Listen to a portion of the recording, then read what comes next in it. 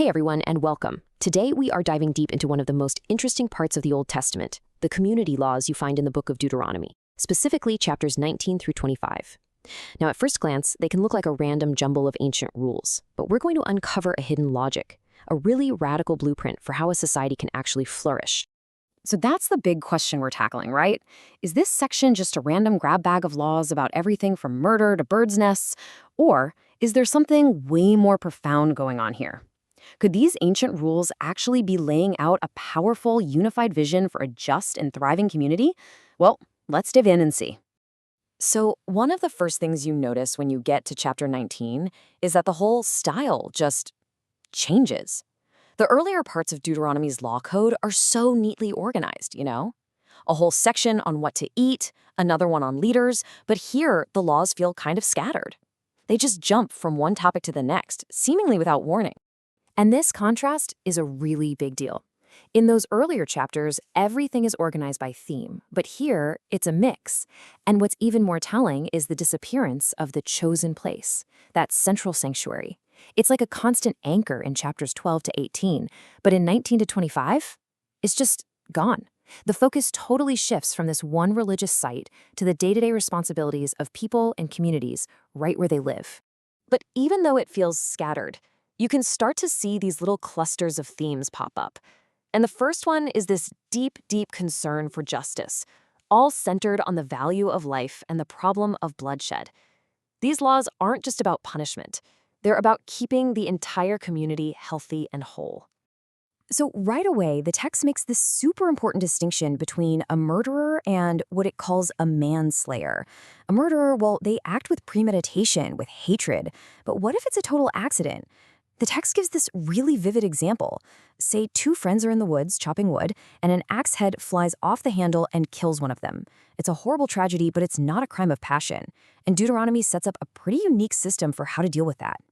The solution is this system of refuge. See, to prevent an endless cycle of revenge killing, where the victim's relative, the avenger of blood, feels like they have to get payback, the manslayer can run to a special city of refuge. Once they're inside, they're protected. But, and this is key, it's not a get-out-of-jail-free card. They are exiled from their home, their land, their entire inheritance. It's a kind of social death, even though their own life is spared. It's a system that's all about consequences, not just punishment. Okay, but what about an even trickier situation?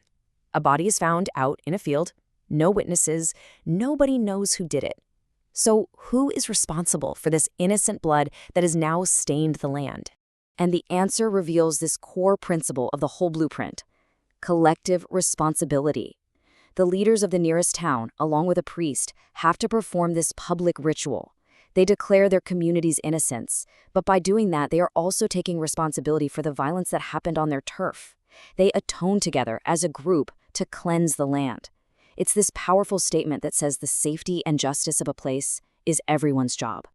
Let's switch gears and see how this idea builds. You'd probably expect the laws about war to be all about military tactics, right? But in Deuteronomy, they're surprisingly different. They're way less about conquering enemies and way more about the internal health and priorities of the society itself. It all kicks off with this foundational idea. Before a battle can even start, the people are told, do not be afraid, even if the other army is bigger. Why? Because their success doesn't actually depend on their own strength. It depends on God, who is their ultimate warrior.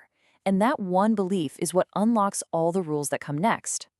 I mean, think about it. If God is the one who ultimately wins the battle, then you don't actually need every single person to fight. So get this, look at who gets sent home. Anyone who just built a house, anyone who just planted a vineyard, anyone who just got engaged.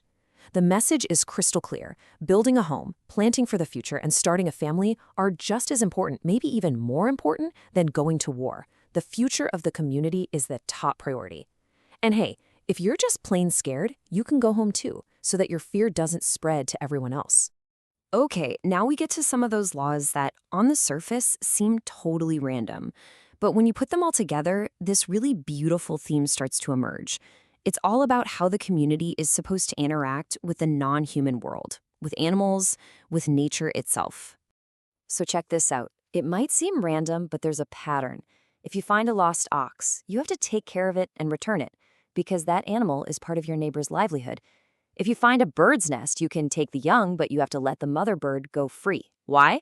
So she can keep having more young, making sure the species continues. And when an ox is working for you, treading your grain, you can't put a muzzle on it. The animal doing the work deserves to eat from the harvest of its own labor. So what's the big picture here? All of these laws point to a vision of stewardship. This isn't about humanity just dominating nature and taking whatever it wants. It's a vision of living within creation, of caring for it, and making sure that all parts of it, not just the people, are able to thrive. And that brings us to our last big theme, an economic system designed not around profit, but around generosity and protecting the vulnerable. These laws get into lending, wages, even how you harvest your fields, and they all have this consistent ethical focus. I mean, just look at the pattern. You can't take a poor person's grinding stone as collateral for a loan because that's literally how they make their food to survive. You can't keep their cloak overnight because that's their only blanket to stay warm.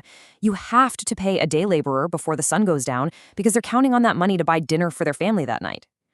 And when you harvest, you're commanded to be inefficient, to leave the stuff you miss for the poor, the orphan, and the foreigner. This is literally an economy with a social safety net built right in. And why? Why do they have to do all this? What's the motivation? The text hammers it home again and again. It's memory. Remember that you were slaves. That collective memory of being powerless, of being vulnerable and oppressed, is supposed to be the engine for your compassion and your justice towards other people in that same spot. Empathy isn't just a suggestion, it's commanded. Okay, so let's pull all of these different threads together. We've looked at laws about justice and warfare and caring for creation and economics. And what we're seeing is that they are not just a random list. They are all pieces of a single powerful vision, a blueprint for a totally different kind of community. Now, to really get how radical this vision is, let's just borrow a concept from modern economics, the zero-sum game. You've probably heard of this. It's the idea that for me to win, you have to lose. My gain has to come from your loss. It assumes resources are scarce, and we're all just fighting for a bigger piece of the pot. And this is where it all comes together. Deuteronomy's blueprint is the absolute opposite of a zero-sum game.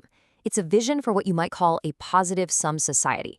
The logic is that investing in the well-being of your neighbor, of the foreigner, of the land itself, that doesn't take away from you. It actually creates an abundance that lifts everybody up. A society that cares for its most vulnerable members is stronger, not weaker. Generosity doesn't create scarcity. It creates a community where everyone can flourish. So, at the end of the day, that scattered list of laws we started with comes together to form this one powerful idea. The goal is a society where flourishing isn't just a privilege for the powerful few, but a real possibility for everyone and everything, from the landowner to the foreigner, from people to the very animals that share the land with them. And that really just leaves us with one final thought. We've just walked through a blueprint that's thousands of years old, one that's built on collective responsibility, on caring for creation, and on an economy of generosity.